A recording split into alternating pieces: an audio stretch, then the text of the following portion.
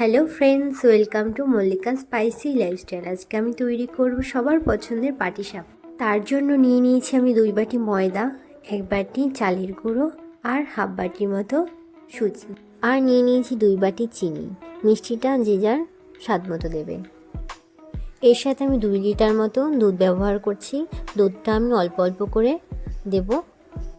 দুধটা অল্প অল্প করে ব্যবহার করতে হবে, কারণ এতে ব্যাটারটা বেশি পাতলা হয়ে যাবে না। এই ব্যাটারটাকে যত ভালো করে মিক্স করা হবে ততটাই ভালো হবে পিঠেটা, কারণ এই ব্যাটারটাকে গোলানোর উপরেই পিঠেটা তৈরি কীরকম হবে তা বোঝা যায়। এখানে আমি আরও কিছুটা ময়দা আর সুজি দিয়ে দিয়েছি। এর সাথে আরও কিছুটা দুধ দিয়ে আমি ভালো করে আবার মিক্স করে নিচ্ছি। অনেকেরই এই পিঠে তোলার সময় উঠতে চায় না বা ভেঙে যায়। এরকমভাবে একই প্রসেসে যদি আপনারা পিঠেটা তৈরি করেন তাহলে কখনোই ভাঙবেও না, আর পিঠেটাও খুব ভালো হবে। এখানে আমি আরও কিছুটা চিনি দিয়ে দিয়েছিলাম, কারণ আমাদের কাছে মনে হচ্ছিল মিষ্টিটা কম হয়েছে। এই ব্যাটারটাকে এতটাই পাতলা রাখতে হবে, এর থেকে ঘন রাখলেও ঠিক ভেতরটা হতে চাইবে না, আর এর থেকে পাতলা রাখলেও পিঠেটা ঠিক ভালো লাগবে না। আমি এখানে আলাদা করে কিছুটা গোলা রেখে দিচ্ছি, কারণ এতে আমি কিছুটা গুড় দিয়ে কালার করে নেব, আর এটা উপর দিক দিয়ে আমি একটা ডিজাইন করব। তাই এই গুড়টা দিয়ে ব্যাটারটা কিছুক্ষণের জন্য রেখে দিতে হবে। এখানে আমার ডিজাইনের জন্য ব্যাটারটা পুরোপুরি তৈরি হয়ে গেছে।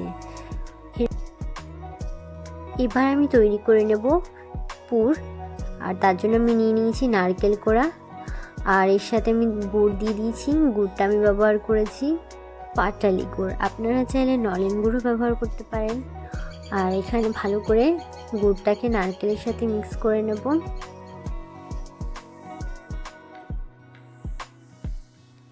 এখানে আমি এর সাথে অল্প কিছুটা সুজি দিয়ে দিলাম, এতে করে নারকেলের যে পুরটা সেটা খুব ভালো হয়।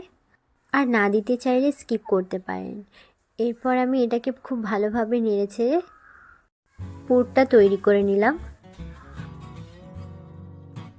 এতে সুজিটা দেওয়ার জন্য কিছু সময় বেশি নাড়তে হবে। আর এখন আমাদের পুরোপুরি পুরটা তৈরি হয়ে গেছে। আমি যেই ডোটা আলাদা করে গুড় দিয়ে কালার করে নিয়েছিলাম সেই ডোটাকে এখানটায় আমি ডিজাইনের মতো দিয়ে দেবো। আপনারা চাইলে অন্যরকমভাবেও দিতে পারেন। এর উপরে আমি নর্মাল ডোটা দিয়ে ভালো করে চারিদিকে গোল শেপের মতো ঘুরিয়ে লাগিয়ে নেব। এর উপরে আমি পুরটা দিয়ে দিচ্ছি। এরপর একইভাবে এটাকে একটা রোল করতে হবে।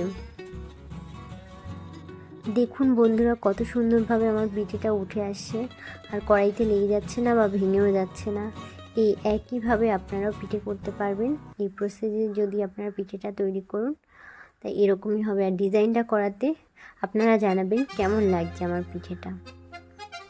ওই একইভাবে আমি সব কয়টা পিঠে তৈরি করে নিয়েছি। এখানে আমি সার্ভ করে দেখিয়ে দিচ্ছি পিঠেগুলো কেমন হয়েছে।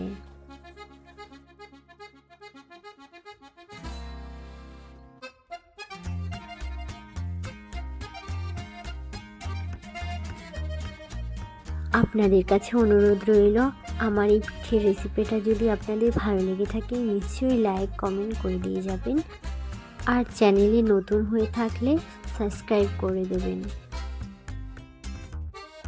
বাই, ভালো থাকবেন, সুস্থ থাকবেন, দেখা হবে নেক্সট ভিডিওতে।